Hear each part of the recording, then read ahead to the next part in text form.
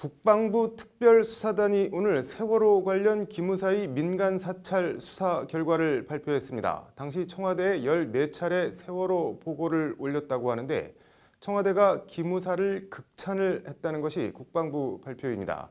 뭘 어떻게 했길래 극찬을 받았다는 걸까요? 장한지 기자입니다. 박근혜 정부 기무사가 지난 2014년 당시 박 전 대통령의 지지율 회복 등 정치적 목적을 위해 세월호 출구 전략을 세우고 실행했던 것으로 군 수사 결과 드러났습니다. 국방부는 오늘 이 같은 내용의 기무사 세월호 민간 사찰 수사 결과를 발표했습니다. 국방부 발표에 따르면 기무사는 2014년 5월 10일 세월호 관련 주요 쟁점별 조치 방안 문건을 작성해 청와대에 보고했습니다. 해당 문건은 여론 및 대통령 이미지 관리 방안이라는 제목으로 육사 지방선거 이전 국면 전환을 위한 출구 전략 마련과 향후 안정적 국정 운영을 위한 대정부 신뢰 제고 및 VIP 지지율 회복을 고려 사항으로 제시합니다. 같은 해 7월 19일 세월호 관련 전국 전환 방안이라는 제목으로 청와대에 보고한 문건 내용은 좀 더 구체적입니다. 실종자 가족 대부분은 정부 조치를 수긍하나 일부가 강경 여론을 주도한다.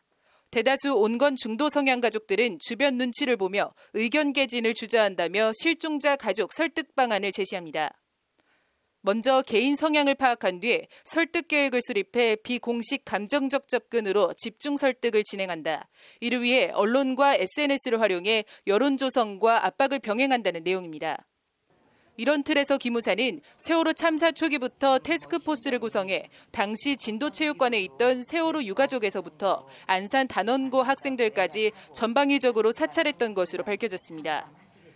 사찰 내용은 생년월일이나 전화번호, 출신 학교 같은 신상 정보부터 긍정적이지만 다혈질, 대학 시절 감정평가사 공부를 함, 심지어 인터넷 중고 카페 거래 내역과 중학교 때부터 LG 트윈스 팬이었음이라는 것도 포함됐습니다.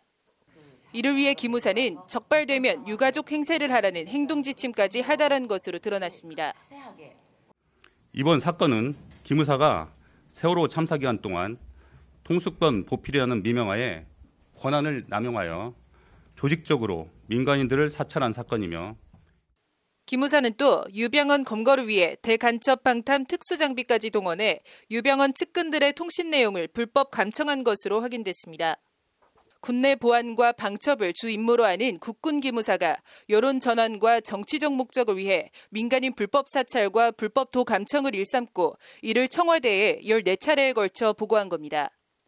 보고를 받은 청와대는 기무사의 불법 행태를 질타하기는커녕 기무사만큼 중앙집권적이고 일사불란하게 움직이는 조직은 없음, 최고의 부대라고 극찬한 것으로 나타났습니다. 군 특수단은 이 같은 수사 결과를 바탕으로 민간인 불법 사찰 등의 혐의로 610 부대장이었던 소모 소장 등 장성 2명과 대령 1명 등 3명을 구속 기소하고 기모 준장 등 2명을 불구속 기소했습니다. 민간인 신분인 이재수 전 기무사령관과 그 윗선에 대한 수사는 서울중앙지검 공안 2부가 진행하고 있습니다. 법률방송 장한지입니다.